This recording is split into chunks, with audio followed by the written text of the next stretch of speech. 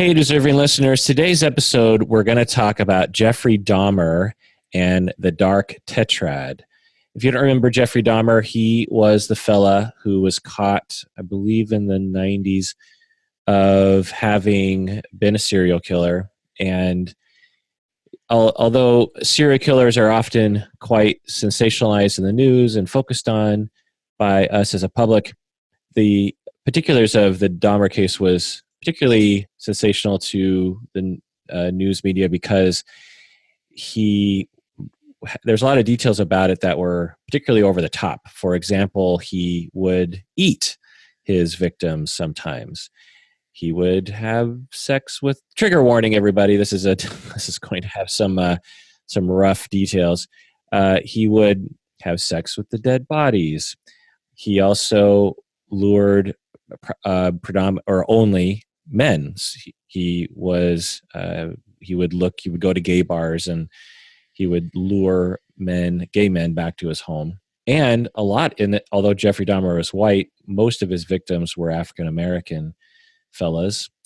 And so it's just all these details about it that were quite interesting. And so I thought we would talk about that today. And the Dark Tetrad is the 4 personality traits that are associated with quote unquote evil behavior in human beings. So we'd go over that. But the reason why we're talking about this is because Kristen, a listener to the podcast, asked that we talk about it. So Kristen, please introduce yourself. Thank you. Hi, my name is Kirsten Palmer, and I am just finishing off my 3rd year at the University of British Columbia.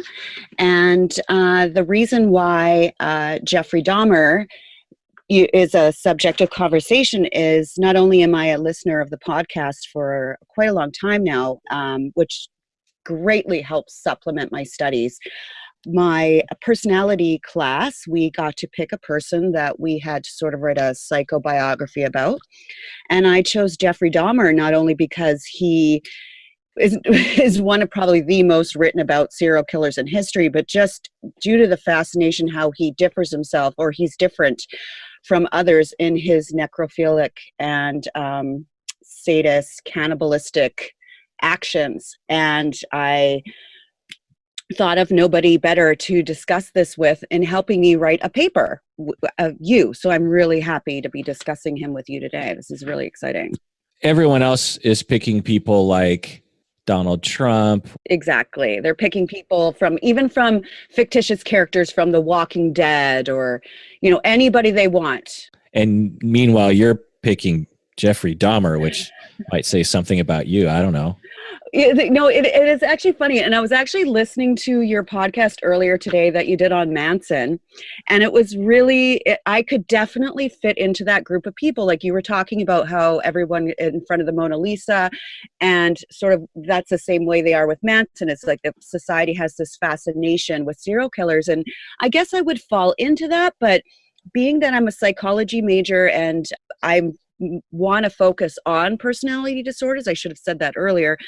I just find the rationale and the reasonings and the biological underpinnings of these individuals extremely fascinating. And, especially when it comes to Dahmer and his behavior, is just something I have a hard time. I find it really interesting and I really want to comprehend why. Yeah, no judgment. I'm with you. Having been suggested that we talk about this, I have done a mini deep dive on him. Awesome. And been glad to have, glad is a weird word, but interested in the material. There's a lot there. And the interesting thing about him was, in terms of a psychobiography, is that he was seemingly readily truthful with interviews upon being incarcerated. And as opposed to like someone like Ted Bundy, who was frequently trying to throw people off the scent. For example, with Ted Bundy, he always held that from my understanding of the case, that his childhood was fine. Whereas Dahmer spoke a lot about how his childhood was actually really difficult. Mm-hmm. And without Dahmer's account of that, you wouldn't have known that really. You would have just known that his parents divorced, but that's pretty common. There's not a huge anomaly there. But with Dahmer's account himself, you learn that his parents fought emotionally with each other throughout his entire life, that he went through a lot of difficulties early in life. I mean, do you want to get into that right now, actually? Let's do it. I mean, you're right. There's a ton of information on you're right. He was very open. And I mean, again, we have to wonder how much is honest, but he was very forthright in talking about his childhood, and he endured a lot of trauma, which seems to be something that we see over and over again with these individuals. So I'd be more than happy to talk about that. Yeah, I find his interviews to be very believable. There are several the one interview I really watched last night was when he was on Inside Edition with a young Bill O'Reilly as one of the co-hosts of that show.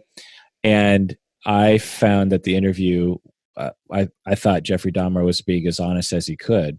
The news persons kept trying to make it seem like Dahmer was this super Machiavellian person, but I found him to just be like, I have a compulsion that I can't control, and it's a good thing that I'm in prison, because if you let me out, I'd do it again, probably.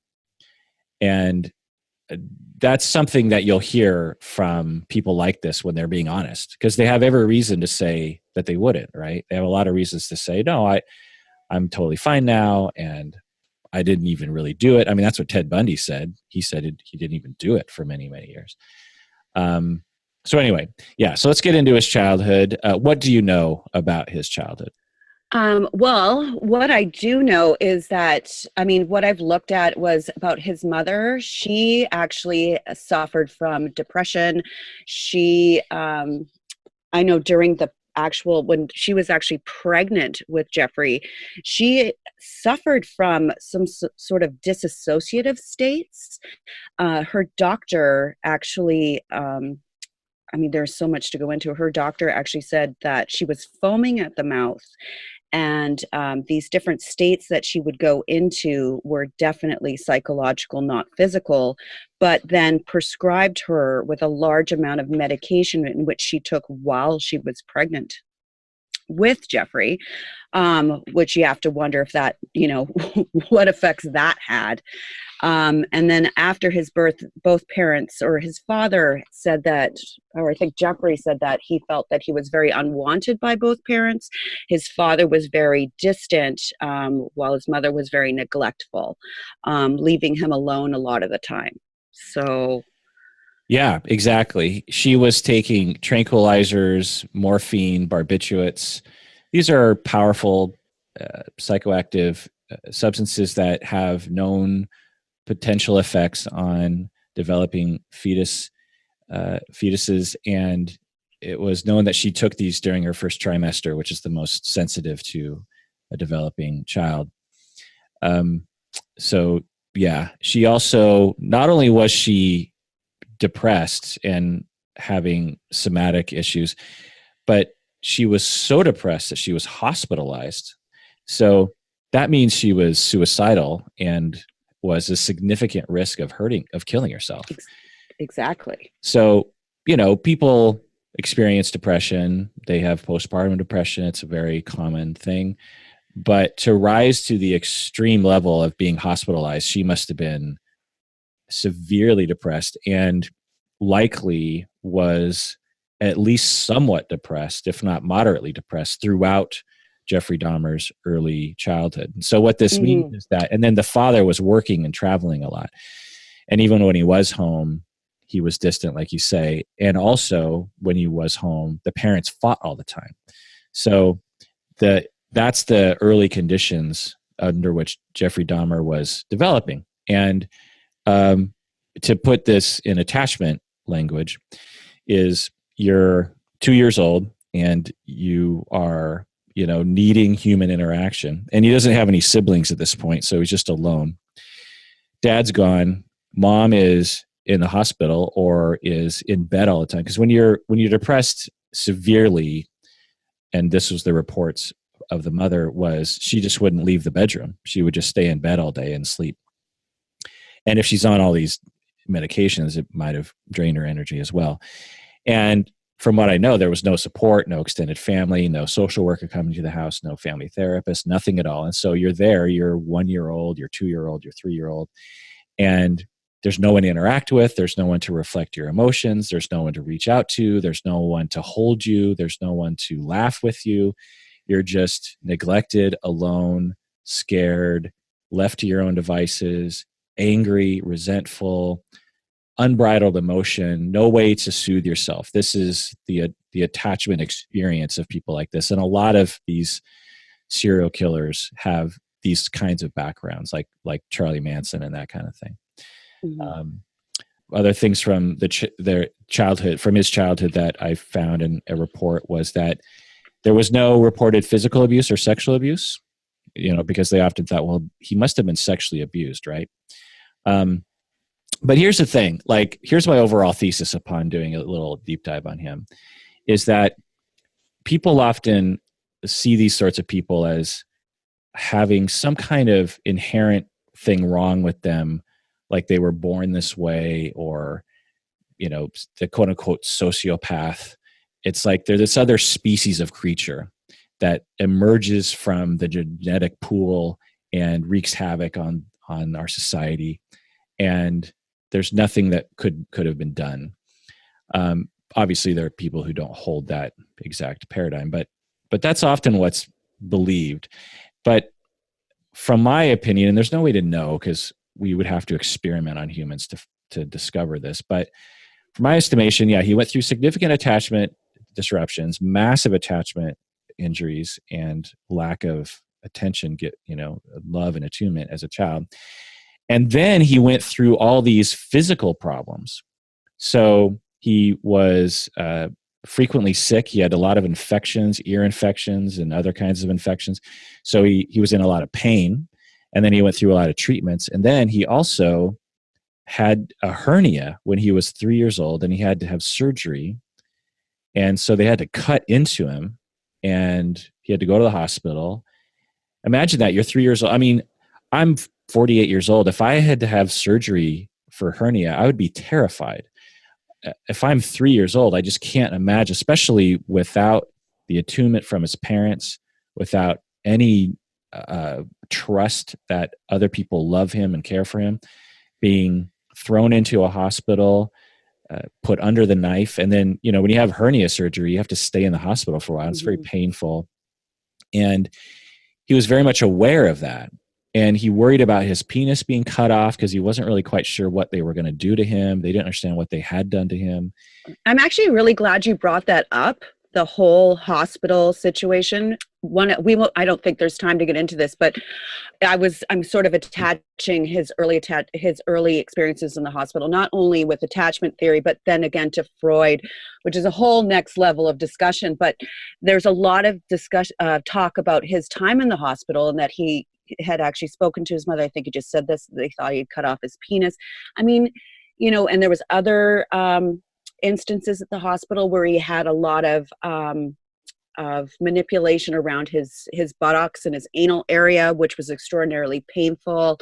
And you're right, for a 3-year-old that's coming from a household that is unloving, distant, without that need for affection, or without that affection that a child so desperately needs, it must have been, like you said, I would be terrified now. And for a little child to go through that, the combination, I mean, it's a recipe. I feel like we can see the steps leading to what the man he became. Right. So my hypothesis is that he suffered from disorganized attachment. He was never assessed for attachment. He was assessed for a lot of other things, but they definitely recognized, the assessors, that he suffered from attachment-like issues, the language they were using, but they never actually used attachment language, primarily because it wasn't a dominant idea to be assessing for at the time, and still isn't to some extent. But anyway, I would contend that he has disorganized attachment, and he had reasons to be that way, meaning that as he was developing into later childhood and into adulthood, he didn't know how to attach to other people. He didn't know how to trust other people.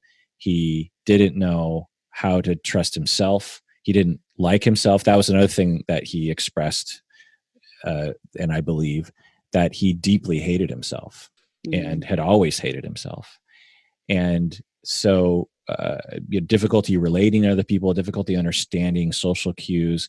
Some people in recent years have suggested he might have had autism. I don't think he had autism. I don't either. I read a couple of reports online, quite a few, but I as well, I don't think he had autism. Right.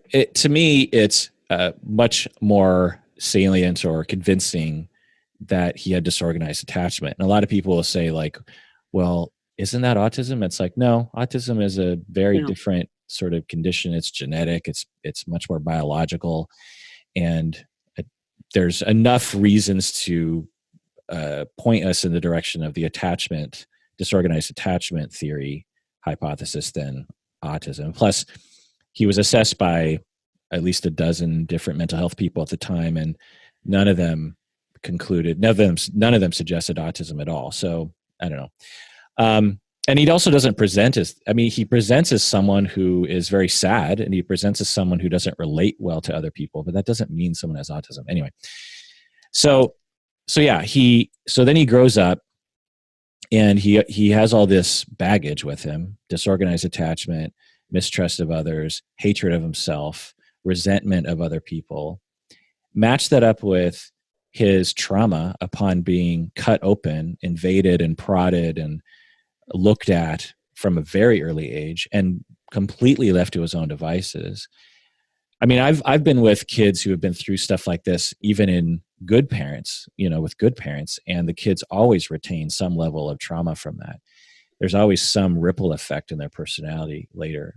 I would think there would be, sorry to interrupt, I would think there would be an extreme distrust of others too. If you have that lack of attachment, that lack of, object relations talks about, attaching to that object. And if you don't have that, and then you're around a bunch of medical professionals and it's cold and you're isolated and you don't have that ability to control or autonomy, I would think isolation and loneliness would just fester. Absolutely. It just gives me chills to think about like how horrible it would have. The analogy is all of us, when we take our kids to the physician, particularly when they're 2, 3, 4 years old, they're often really quite afraid. You hand over your young child to the physician, and then if the physician has to do something uncomfortable or even give them a shot or something, children often are really quite upset by it. And you're standing right there. You're like right in front of your child going, everything's going to be okay, honey. It's just going to hurt a little bit, but it's good medicine and it's going to help you. And sometimes you can distract your child enough so that they don't notice what's happening. But if they're somewhat aware, they're really quite upset and scared, and you just see the terror on their face. And because they're not old enough to be able to understand or to regulate themselves, and so all of that. So times that times 1,000, just given the amount of trauma that he went through just on the details, but then times another 1,000, because his parents were probably not there for him and had never been there for him. So, that's a secure child looking to you, crying because they're about to get a vaccine at the age of 3. They're like, ah, and they're looking at you and they're crying and they're terrified. Imagine Dahmer having gone through the neglect he went through, and then going through all that surgery and all that horribleness. So he grows up into later childhood and adolescence, and guess what? He has a hard time relating to other people. He's very sad, very isolating, very sullen, and he is fascinated with the insides of animals.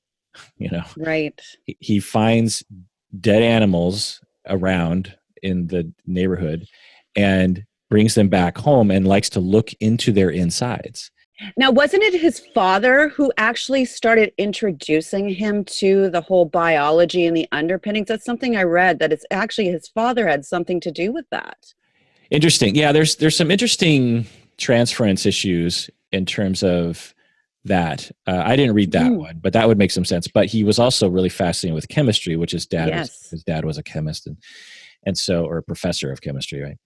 So Mhm. so there seems to be some, which would make sense, that you're a child, you are really desperate for your parental love, and you always have been, that you would have some what we call invisible loyalties of like, please, if I act like you, then maybe you'll pay attention to me.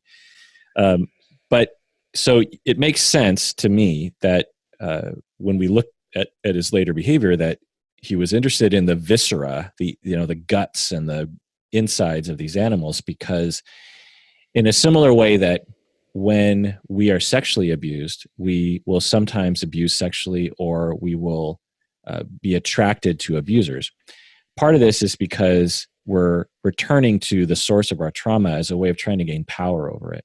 And so he likely was returning to the source of his trauma by returning to the insides of bodies in an attempt to gain some control over it.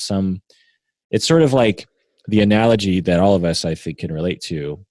Well, I guess it kind of relates to a fascination with Jeffrey Dahmer himself. Right. People like Jeffrey Dahmer freak us out. Oh, absolutely. I mean, I'm like, in all of the documentation I've read so far, it's not only can I not get enough, but I'm continually mystified by this. I mean, necrophilia, cannibalism, sadism. It's just, you try to wrap your head around this. And as a young psychology student, it's still, I mean, I don't know. I mean, I look to you. I mean, that's why I've come to you to talk about him, because it's just, I feel I mean, one day maybe I might understand it, but I guess is this just part of human nature that we are just all going to be very fascinated by somebody like him as a case study. Yeah. Well, let me know how your journey goes, because I've been on a similar journey, and I feel like enough study actually does provide some understanding of some level. I don't have the answer as to why these people exist. I mean, Right. part of it is accepting that answer just isn't available to us. Exactly. Because of the 1,000 other boys who went through the exact same childhood in his state that year, only one of them decided to kill anybody. So Exactly. it's like, what was different about Dahmer? It's just hard to know. Exactly. But our fascination with people like Jeffrey Dahmer, I think, is kind of related to the way Jeffrey Dahmer was fascinated with the insides of animals and eventually humans. Was that when we're afraid of something, we, as a way of coping with it, we go to it and study it. We want to look at it and say, like, if I can figure this out, it gives me a sense of safety and power over it, and a sense of mastery over it. We basically have two choices. We can either completely go into denial and avoid the whole thing, which many of us do, rationally speaking, or we can go toward it and try to own it. And so our movement towards Jeffrey Dahmer, towards Ted Bundy, towards Charlie Manson, is a way of like, if I understand it, I'll feel safer, which many of us, it actually can achieve that, but not always. And so Jeffrey Dahmer, in my theory, was going toward the viscera as a way of trying to cope with the severe anxiety and trauma that he went through in relation to his own viscera being exposed to the world, You've nailed it. It's like, that lack of, the hospitalizations and the lack of control and love in his family life. It's sort of, he needs this power to dominate and control others. And then he's sort of attracted to destructiveness and death. And it's very technical and distant and mechanical for him. Because it feels like that was a way to cope with the loneliness. And just, you're right. I think you completely nailed it there. Right. And so the dominant fantasy that emerges, which is a very common thing for serial killers, is to have chronic daydreaming and fantasy, is to dominate others. And he would talk about that. He would say, from an early age, I had this compulsion to dominate others, and it became part of my sexual fantasy. Like, to be graphic, he would, I'm guessing, masturbate to fantasies of rape, essentially, and Yep. of controlling other people. And when we go back to his childhood in terms of control, imagine how out of control he would feel through the medical procedures, through being alone at home and not being taken care of, feeling at the whim of other people's control in a really, really horrific way.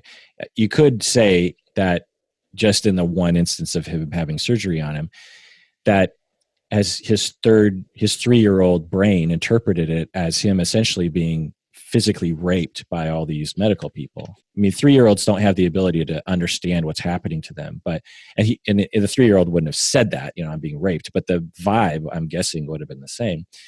And so you learn that the world is like that from an early age. You're like, oh, I see. People, it's okay to violate other people's bodies.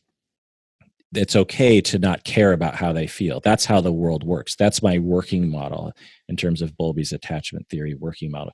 We have a working model that the world is a terrible, horrible place that rapes and abuses and invades other people's bodies. I see. That's how the world works. And then, and also you have this complex around needing attachment. So it all becomes jumbled up into one thing where he associated attachment. And I really detected that in the way that he talked and his behavior, but the way he talked is that he was deeply alone and wanted to be close. And that was his whole thing when he would talk about why he did what he did, was he didn't want people to leave him. And I find Dahmer to be such a great case to study because he's one of the only serial killers who admits to his attachment needs.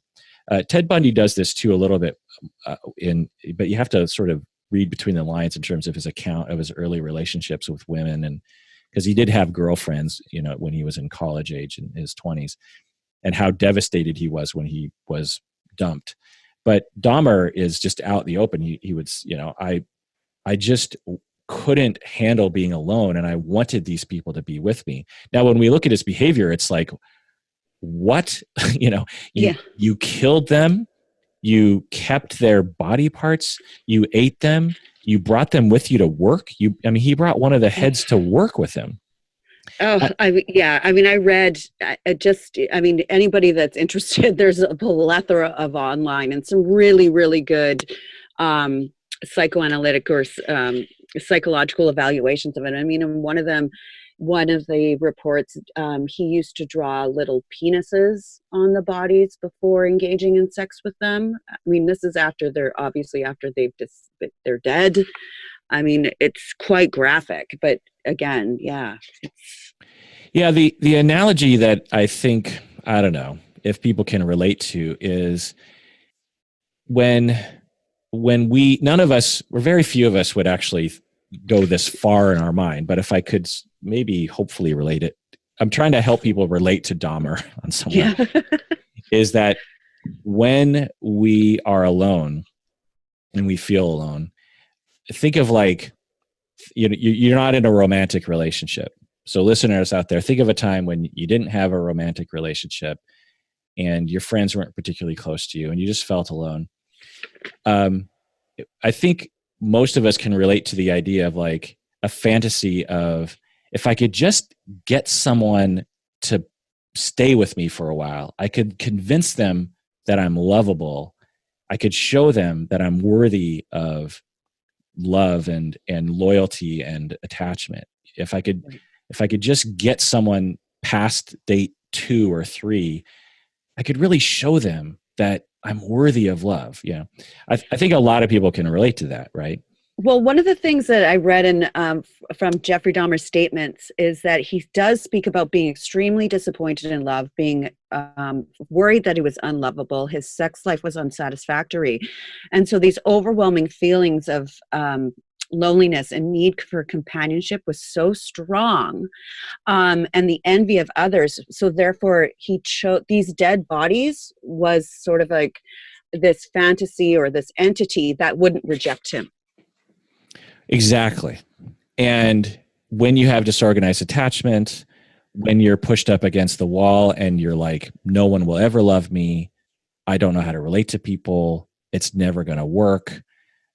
And I'm gay, and society hates gay people. So even if I was able to somehow like be able to socialize with people, it's still not going to work because I hate the fact that I'm attracted to men, and society hates that. There's just so many things working against him that he landed on a behavior, which was to get some level of attachment from people in a way that was the only way he thought he could, which was to dominate them and keep them, to force them to be with him, Right. and then eventually kill them, and then he really possessed them, and then not only to kill them, but then he would try to preserve them so that he could really keep them, and then if he couldn't preserve them, then he would keep their skulls having been cleaned, and then he would put them in his apartment so he could be with them, and he would bring them to work. It's, people look at that and they're like, a total sicko, and he is. But all I can think when I see that is someone who, in a totally weird, twisted way, him bringing a head to work was the same as when you're at work and you text your spouse and you're like, how are you doing? 100%. It's, everything we're talking about right now, I just keep thinking attachment, attachment, attachment. Yeah. And the more we understand this, I think the better we're going to be able to prevent stuff like this. Exactly. For if someone could go back in time and pay attention to this family, someone could have helped so that Dahmer would get his attachment needs met, and then he wouldn't grow up to do this. For every one Dahmer that does something like this, you have tens of thousands of people that grow up to be physically abusive or sexually abusive, and they never murder anybody, but they definitely create destruction in their life. Exactly. And so we need to pay attention to this as a society, and I just don't feel like we're doing this. Like the Adam Lanza kid who killed all those children in Sandy Hook Elementary. Right.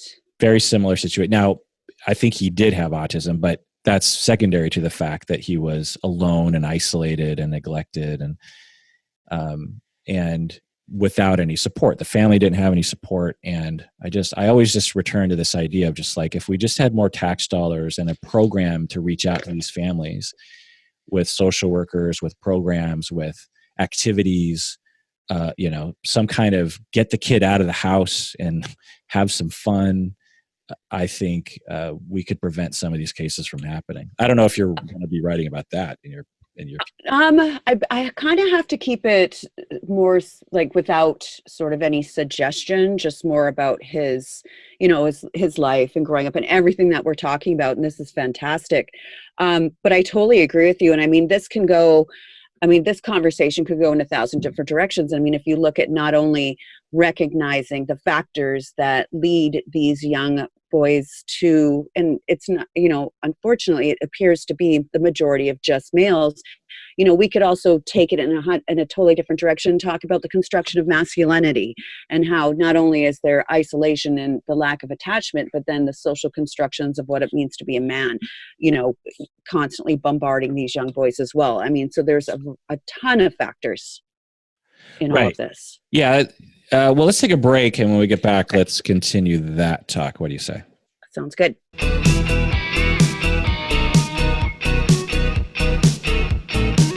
All right, we're back from the break. If you haven't become a patron of the podcast yet, do so now. Go to patreon.com. Kristen is a patron of the podcast, and so when you're patrons of the podcast, you get access to all of our deep dives, and you also occasionally maybe get on the show yourself, like Kristen.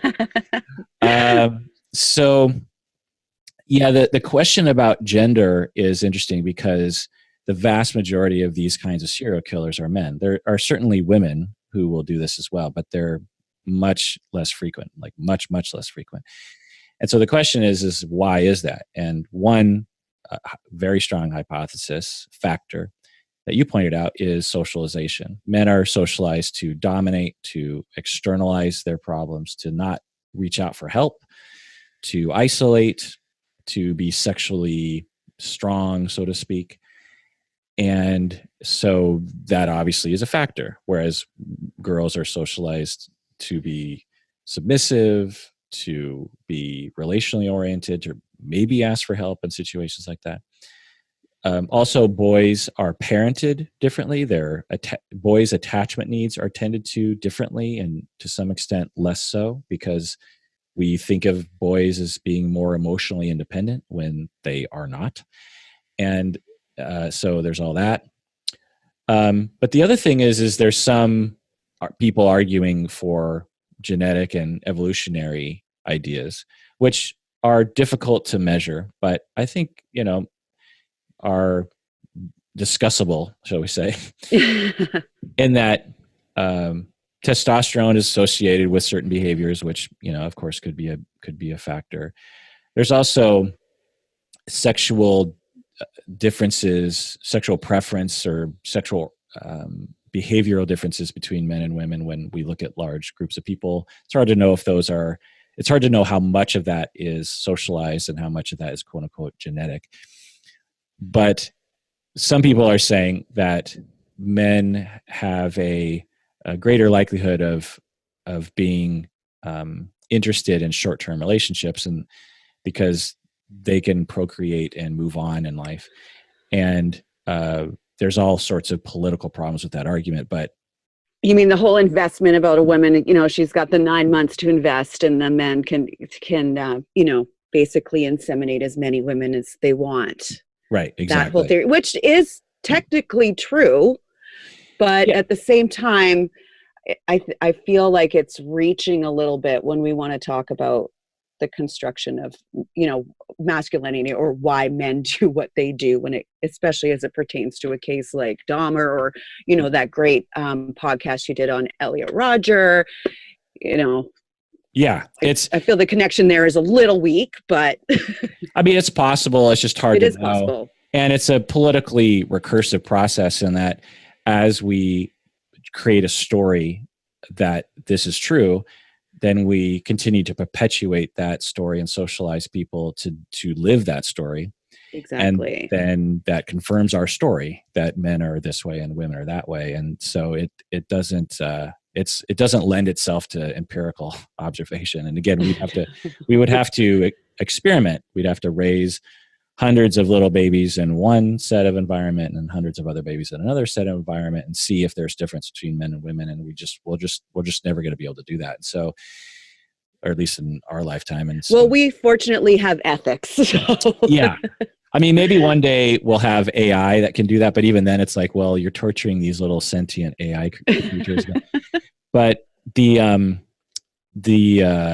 other thing about that is that the other evolutionary theory is that men evolved, so which I find to be somewhat compelling, in that so we evolved as a pool of genetics. We don't necessarily evolve as individuals, right? So a pool of a species has to have a system that perpetuates itself.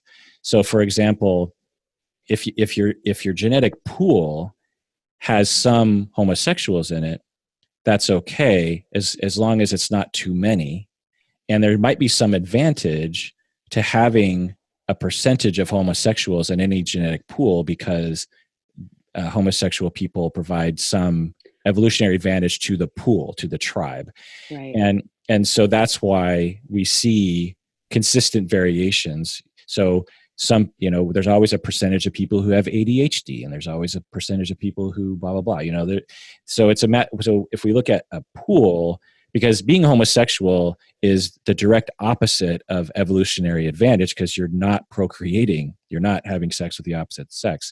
And of course, some people would say, well, homosexuals in history, they do have sex with the opposite sex sometimes. But anyway, my point is that if we look at it through that model, it's possible that we evolved to have a certain percentage of our population to have dark tetrad traits.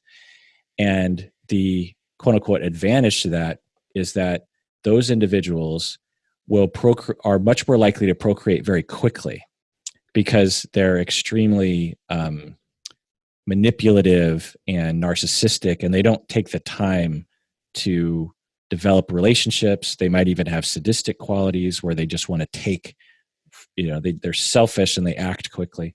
And so therefore, that small percentage of people are going to spread their genes throughout, the pool because of that reason. But you can never have too many of those people because it would destroy the tribe and cause too much destruction and everything would fall apart. So if one tribe had half of their individuals were Dark Tetrad individuals, that tribe would fizzle out really quickly because they're all killing each other and hating each other.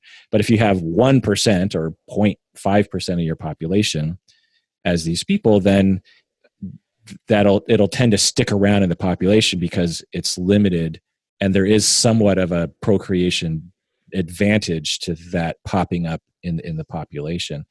I love that you brought that up. Actually, there's a section in my textbook, and I won't go into it because you've just said it, but I love that you brought it up about how that might be a slight evolutionary advantage to having a small population of people with the dark traits, and that there is some sort of benefit. Whether you want to connect that to, I wouldn't say necessarily good gene theory, but the selfish gene or anything like that. But I do love that you brought that up and connecting that to the dark traits, because I think there is something there. Again, impossible to test. I could also see it being, I also consider the hypothesis that the dark tetrad traits are an outgrowth of bad parenting.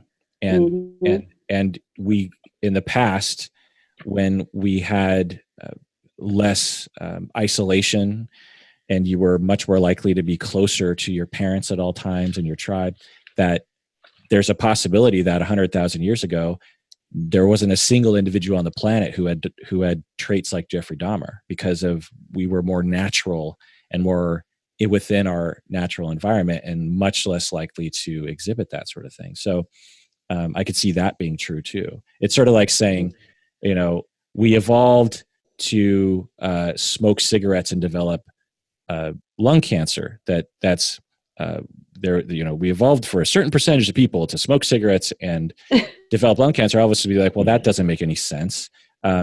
Just because we observe a percentage of people doing something and having a tendency to something and having a consequence from that something doesn't mean that it has some correlation with our evolution.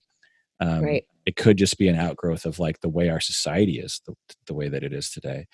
And there's just no way to know the answer to that question. I just don't want to at all say that it's a benefit. I don't want anyone to think, I'm saying it's a benefit to mankind to have, serial killers out there. It's not what I mean. But in terms of looking at, anyway, I think I said it. Yeah. before sticking my foot back into my mouth any deeper. You get used to that feeling when you're on a podcast. You just say like, well, at anything I say is potentially foot and mouth, there's probably someone who accidentally like got their actual foot in their actual mouth and they're now offended by the fact that we're using that phrase. And they'll email me and they'll be like, how dare you, marginalize people who have the foot and mouth condition, anyway. Well, we've been talking about the Dark Tetrad, so let's get into that. Why don't you start us off there? So a little bit of the research I did on the Dark Tetrad was as it pertains to Jeffrey Dahmer specifically, was that, first of all, he would be low in agreeableness. So due to his difficulties in social relationships, and the displayed behaviors associated that, during his adolescence, he was, not only was he a bit of a prankster, which you could connect maybe to, I wouldn't necessarily say conscientiousness or extroversion, but in terms of low agreeableness, it was not uncommon for him to drink. And research says that low agreeableness is fundamental to violent behavior. I don't know what you think about that. Yeah, the agreeableness issue obviously makes a lot of sense because of his upbringing. He wasn't treated in an agreeable way and had to develop defenses against being open and agreeable to other people to defend himself. Mm-hmm. So that makes a lot of sense. And the drinking part, I conceptualize as a deadening or numbing effect to his disorganized attachment woes. When you have disorganized attachment, really minute by minute, you're suffering. You're anxious. You have this. If any of you have ever had a dog that can't stand being alone, and as soon as you walk out the door to go to work, the dog is barking and going crazy and chewing the floor and just going crazy. That's what disorganized attachment is like for humans. But and one of the best ways to get rid of that feeling that's available to even young people is drinking alcohol. So that was my conceptualization of his alcohol use. Yeah, I totally agree there. And then they also say that Jeffrey Dahmer has low conscientiousness, which makes sense as well. You know, he dropped out of college, he was discharged from the military. Again, he would go to work and school under the influence. And so, yeah, his behavior just seems to be, you know, that lack of responsibility and dependability, that type of thing. Right. And when, again, you have disorganized attachment, you're struggling so bad from minute to minute. Also, when you were a young child and your brain was developing its prefrontal cortex, you weren't treated well enough. And so your brain probably didn't develop normally. And therefore, you don't have the same controls or planning procedures in your brain. And he definitely exhibited that. He had a really hard time planning ahead. I mean, even in his crimes, people frame him as this like evil genius, but he did it without much.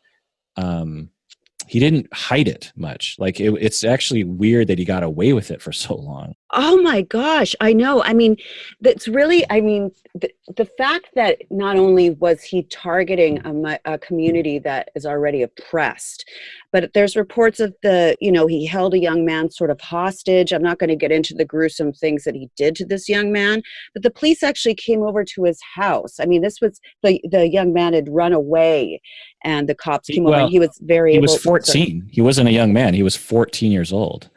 If I think you're talking about the same person, the young man that ran away from Dahmer, right? Yeah, the Asian American kid, right? Yes. Yeah, yes. He was 14, and the police showed up and labeled it a domestic dispute, and the kid was going to be one of Dahmer's victims.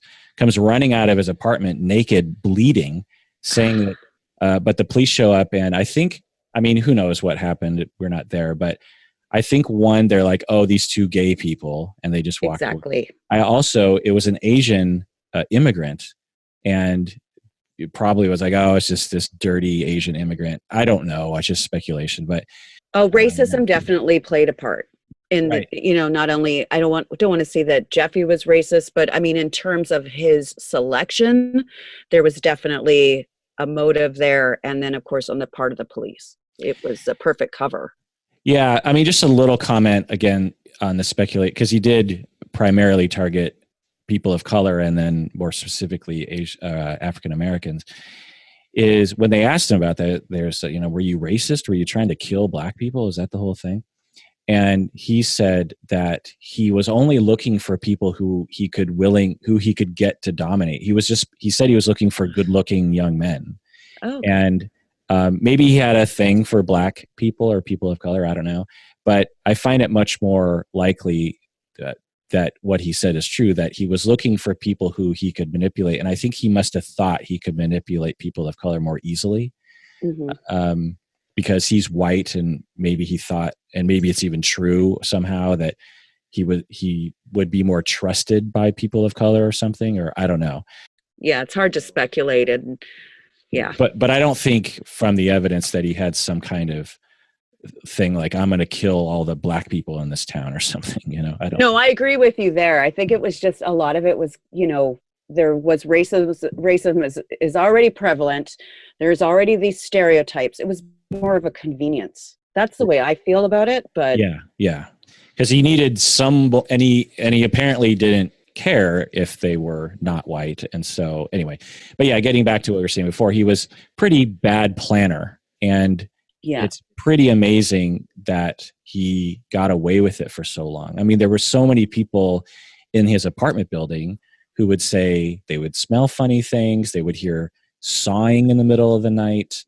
There were all these different police incidents of assault and sexual assault. He had been convicted of sexual assault in the past, Yeah. of exposing himself. And it's just evidence that our police just don't have the resources, and particularly back then, to be preventative. And then the whole thing, when he gets caught, he essentially just lets the police into his house, into his apartment, and lets them search his house. And then they find all these Polaroids and the body parts like right away. And yeah, this is not a conscientious fellow. This is not an evil genius. Although he did have a high IQ, he was not an evil genius. I'm so glad you brought that up, because he was rated high on attention seeking. And then I want to ask your opinion on it, because you've done a couple of really awesome deep dives into narcissism. And so they, not only with the high novelty, high attention seeking, they rate Dahmer moderate in narcissism because of his, attempted or attempts to draw attention to himself, his bizarre, attention-seeking behaviors in early adolescence. Do you think that he is narcissistic? No, I don't. No. I think that it's tempting to draw that connection because we associate narcissism with these kinds of people. Charles Manson definitely was narcissistic. Ted Bundy was definitely narcissistic, and you can see it in their behavior. Jeffrey Dahmer doesn't fit that profile to my eyes. Now, we're talking about squishy constructs and opinion and observation, so I can't claim that I have some special access to the truth. But in my conceptualization of narcissism, he doesn't possess it. I definitely agree with you there. I just think because narcissism is connected to the tetrad, and some people say that, it has a correlation with, masochism and Machiavellianism. So I just thought that would be interesting to hear your opinion on that. Yeah. To look at Manson and Bundy, Manson wanted a cult, and right. He was narcissistic prior to him doing any evil, murderous acts. And he wanted people to worship him, and he wanted to separate other people he wanted to dominate people while they were living too. And he, after being arrested, had these very grand ideas that he was some god, he had all the signs. Ted Bundy had similar but different kinds of presentations, that he was a genius. He could always escape. He represented himself in court. There was just all these signs that Bundy had narcissistic personality. Dahmer doesn't have any of that. He was alone, and pointing towards his attention-seeking behavior when he was a teenager, he was desperate for acceptance from his peers, and because he was so confused when he interacted with other people, he randomly landed on a behavior that ended up getting him at least some attention and some people to like him, which was to act like the fool. He just acted like a weirdo, and people thought it was funny. And then some people actually went up to him and said, like, come on, Dahmer, do the Dahmer. Like, you've seen My Friend Dahmer, the movie. I have the book, the comic book here too, or it's a hardbound book called My Friend Dahmer. But there's a movie. Yeah, they adapted that comic into a movie. It's pretty good. I haven't seen that, but I will definitely be watching that this weekend. Yeah, it's really good. I thought they really, from what I understand of the history, they totally nailed it. So the movie My Friend Dahmer depicts Dahmer in his senior year in high school, when this other guy at school ends up kind of befriending him and treats him kind of like his sidekick or his mascot or something. The other guy is kind of cool and accepted by other guys, and he just takes this, he's just sort of fascinated with Dahmer because Dahmer just seems like he's above it all or something. And it's interesting, just a little side note, is that one of the things that they depict in the movie that is talked about by biographers is that in high school, Dahmer would, in the middle of school or in the middle of the mall, he would flop down on the ground and flop around kind of like he was having a seizure, but more just obviously acting like a dork. And most people would be horrified by it. They would look at it and go like, what is that guy doing? Whereas the friends would be standing around just laughing their butts off. Well, when I was in high school, me and my friends did the exact same thing. I did that kind of stuff in high school too. I mean, I think that's pretty typical of most kids to do sort of outrageous acts like that for attention. Right. And especially when you sort of feel like you're the misfit group, right? You're already like, well, I don't care about being accepted by the higher ups in the popularity ladder. And so I reject that. It was sort of a punk thing that I remember us thinking. It's sort of punk rock to, like, we would in the middle of a dance in high school, everyone's dancing to Sheila E. or Prince or something. And one of us, or maybe a bunch of us, would just fall to the floor in the middle of the dance floor and just flop around. We called it wigging out. I don't know. I think you and I grew up in the same era. Yeah. And we thought it was hilarious, but everyone else thought it was like, what are those dudes doing? Like, it was horrifying to the rest of the school, especially like the teachers, but we just thought it was the funniest thing we ever could have done. Right. So Dahmer does this and gets attention. Now, if you look at it through a certain lens, you're like, oh, he's narcissistic, he wants attention. But and it's definitely in the direction of narcissism because it is trying to get attention, but he doesn't fit the full profile of someone right. with narcissistic personality spectrum. Now, if we're looking at the Dark Tetrad, narcissism is one of them. The main one that he does suffer from is psychopathy. He lacked empathy. He lacked the normal ability to care about other people's feelings and to care about the fate of other people and to have remorse to such an extent that you would change your behavior. He did not have that to the extent that he needed to stop him from doing that. Now, you could also say that his compulsion was so strong that it overrode his empathy. But I would suspect that he did indeed have psychopathy, because even if you did have a massive compulsion to rape and kill, that you wouldn't be able to do that, especially like the manipulation of the bodies afterwards and the eating. Like you have to have really just no care about other people's bodies and the feelings of other people. Do you agree with that?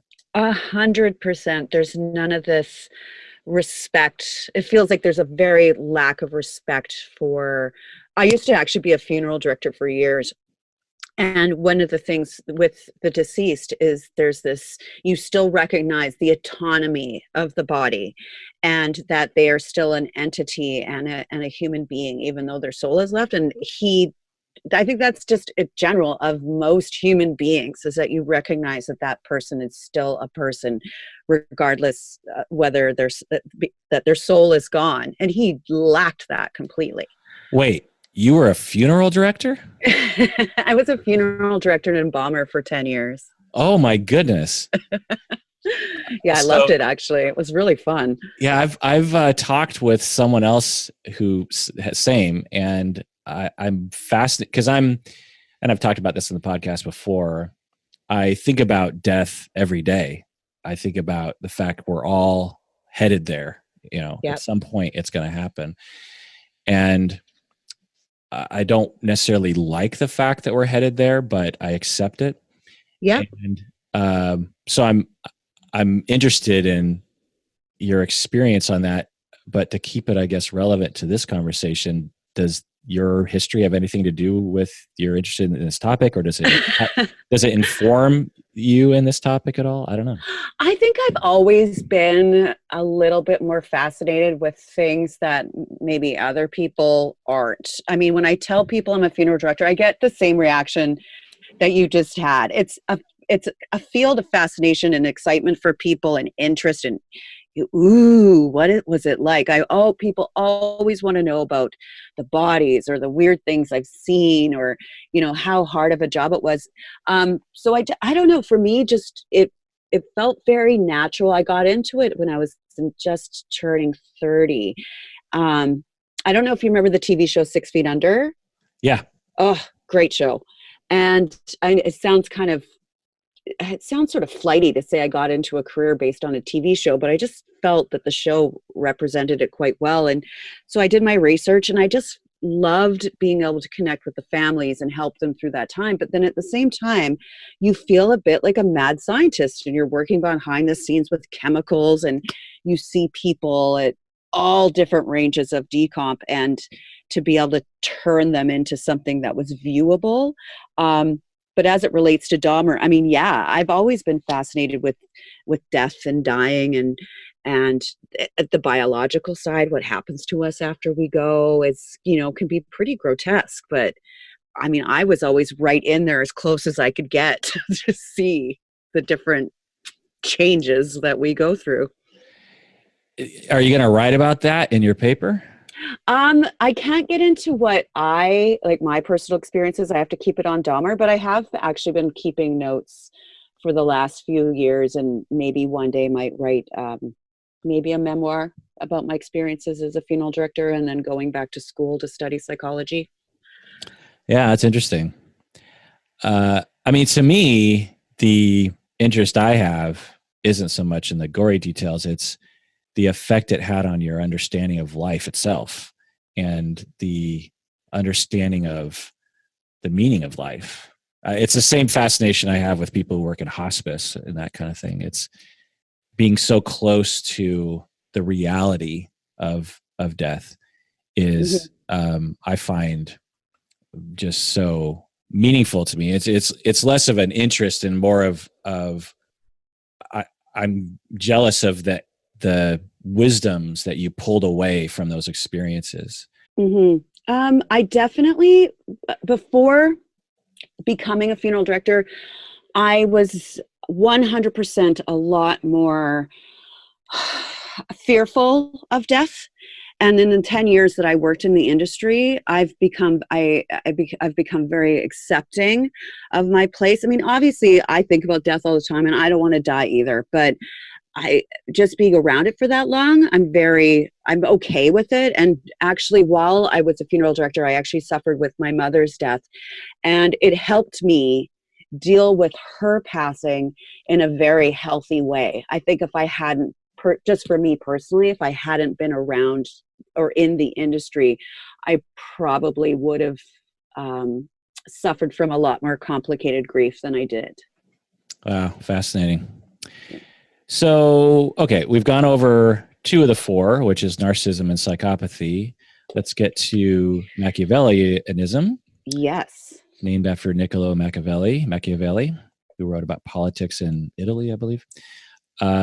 This is the personality trait that involves being manipulative, making plans to be manipulative. So you're making, you're premeditated and you're strategizing about how you're going to manipulate other people to your own gains, to your own benefit somehow, or your own sick pleasure or something.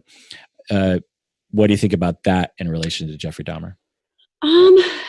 I don't know if I necessarily think he's necessarily too much of a high Mac. I mean, he was manipulative, but I don't know. I'm a little confused on this one of the tetrad. Right. I agree. I don't think I mean, again, I think when people don't understand the full nature of Machiavellianism spectrum, in the same way that a lot of people don't understand narcissistic spectrum, they will just look at it and say, well, obviously he was manipulative. He tricked people into coming back to his apartment. He tricked them, he lied to the police, blah, blah, blah. And that's not Machiavellianism. That's someone who's trying to do something that they know is illegal and knows that other people won't let them do. And Right. They have to make some plans for that.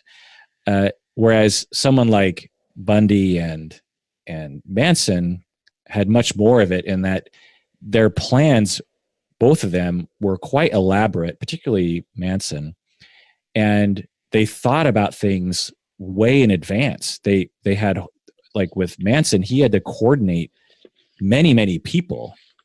And he had to plan ahead about how to manipulate them to get them into his family, how to get them away from their family, how to get them to have sex with him, how to get them to be violent, how to get them to go to kill other people, and how to make sure that certain people went. You know, it was a very large plan, and his whole thing was, how do I manipulate other people? How do I get them to be in my cult?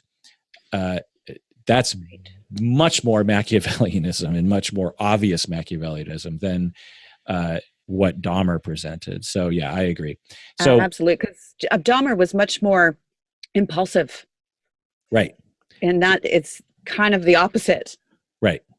So we have, and as evidence of this, Dahmer was he had already killed at least 17 people, and many of them within the past couple years upon getting caught. And the last guy that he tried to kill, that he didn't succeed in killing, he was he brought him back to his place, and apparently they were hanging out in his apartment for like several hours. Mm-hmm. And the whole time he's freaking out, this guy. And this guy is like, how do I get out of here? Well, that's not a very Machiavellian thing to do, right? Like, no. He clearly was like, I want to keep this guy alive, but it's obviously not in my best interest to keep him alive, because he could always escape. And all I have is a knife. I don't have a gun, or I haven't locked the front door. Yep. That if the guy wants to, he can run out. And plus the guy could punch me, he could overpower me. So that's not a Machiavellian trait, especially when you think about the fact that he had an IQ of 121, which is, he's someone who can logically figure out that that's not a safe thing to do. So that's not Machiavellianism. But anyway. Exactly. Yeah. Exactly. So sorry, I think 120 is it's quite above the average too. Absolutely. And it's probably at the 90 percentile range. Yeah. So high psychopathy, doesn't seem to be narcissistic, doesn't seem to be Machiavellian. And then we have number 4, which is sadistic. So this was added to the Dark Triad because the previous 3 were found by some theorists to be not necessarily associated with harmful behavior. So you could be a psychopath, you could be narcissistic, you could be Machiavellian, and still not necessarily be driven to harm other people. You really need sadism. And so a lot of times people think, well, if you have the Dark Triad, you're a sadist. And it's like, no, you need to add this sadistic trait, because this is the trait that involves enjoying the hurting of other people. You get a thrill when other people are harmed, and you get a thrill from watching other people get harmed. You also get a thrill from actually you're the one harming other people. And sometimes this is a sexual sadism, whereas you have a sexual compulsion to harm other people, i.e. to rape them, dominate them, all this sort of thing. Mm-hmm. What do you think about sadism and Jeffrey Dahmer? I would have to say 100%. I mean, it seems that, in terms of sadism, we can even connect his sexual arousal to, sadistic rape, and he liked the physical suffering. And there was, the extreme murder, the way he would mutilate these bodies, his fixation with the object, and him getting aroused as well by models and dummies and that type of thing.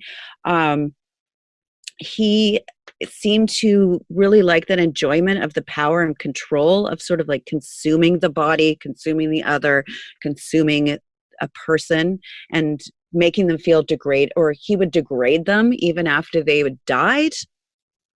I mean, that just screams sadism to me. Yeah, exactly. Particularly as he's describing from an early age, prior to him actually raping anybody and killing anybody, he had an intense fantasy and compulsion to what his words is dominate people sexually. Mm-hmm. And it became, his primary way of getting sexual arousal was ideas of what he would say dominate and we would say rape. And Right. so it's a classic condition. It's pretty rare that someone would have this, but it's common enough that we have a label for it. And we actually used to have, or there was a proposal to include it as a personality disorder, sadistic personality disorder, or sexual sadist personality disorder. I don't know why we're not including it in the DSM. Really? I didn't Yeah. know that.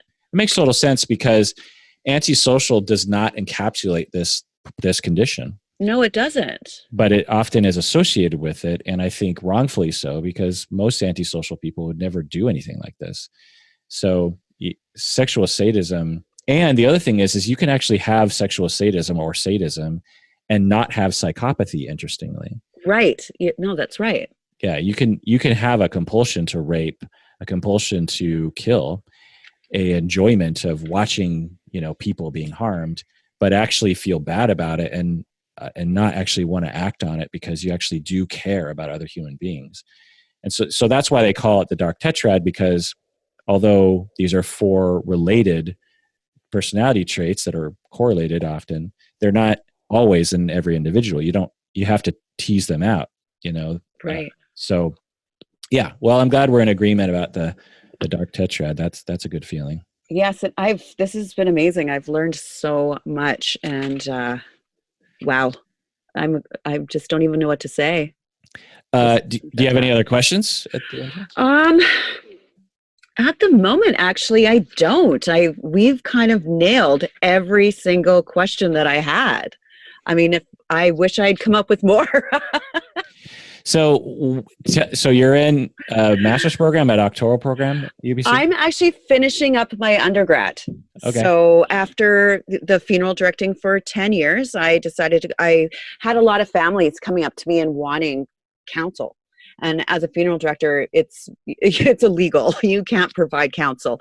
But I realized that I would connect with people in quite a deep way. So that's why I decided to go back to school. So I'm finishing up my 3rd year, like I said, majoring in personality and then minoring in social justice. But I want to focus, majoring in psychology and minoring in social justice. But I want to focus on personality disorders specifically. That is one of my main areas of interest at school. And then hopefully a master's program and then a PhD. Wow. Are you going to remain a funeral director during that time in school?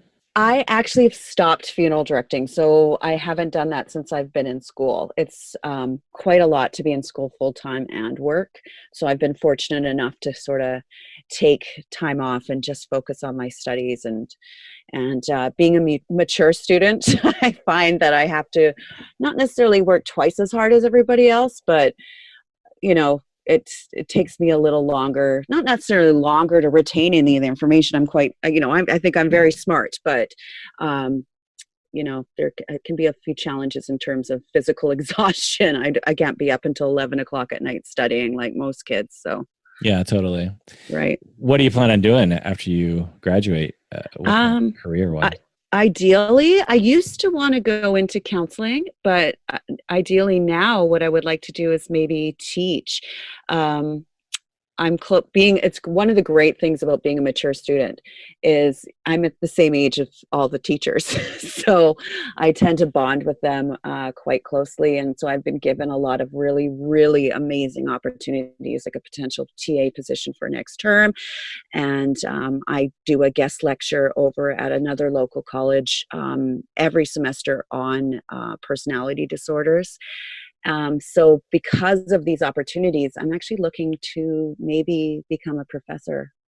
Yeah, I think you'd be great at it, or you already are. And Thank you. if I didn't know, if you hadn't, given me details, I would have assumed that you were already a teacher and already graduated or something. By the way. Oh, thank you. Yeah, I love I love this. I love psychology. I love learning, and I love interacting. Like, you're a professor, so you understand when you're in front of a room and you see the light bulbs go off in the students' eyes.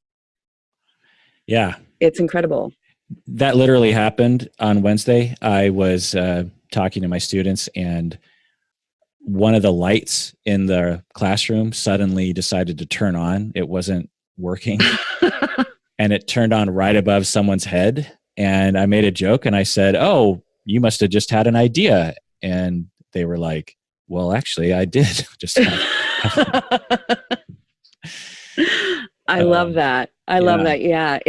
That's hopefully the goal. And like I said, I've got some amazing, the teachers at the University of British Columbia are just so amazing. And a couple of them in particular have really taken me under their wings and have given me opportunities, in terms of publishing articles and working on different, research projects. And I mean, I think that's available to every student at the university, but you have to really hustle and, you do it, you see it. And, I think I'm really lucky. I think just in terms of the path ahead of me, I'm really fortunate. And if you love what you're doing, it makes life a lot easier too.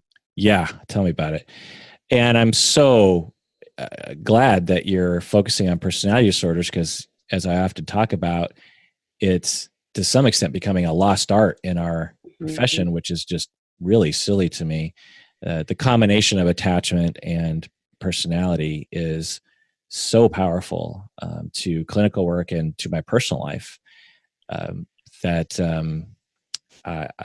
it bothers me that a lot of people will graduate with their master's or doctorate and they don't really understand narcissistic personality or psychopathy very well.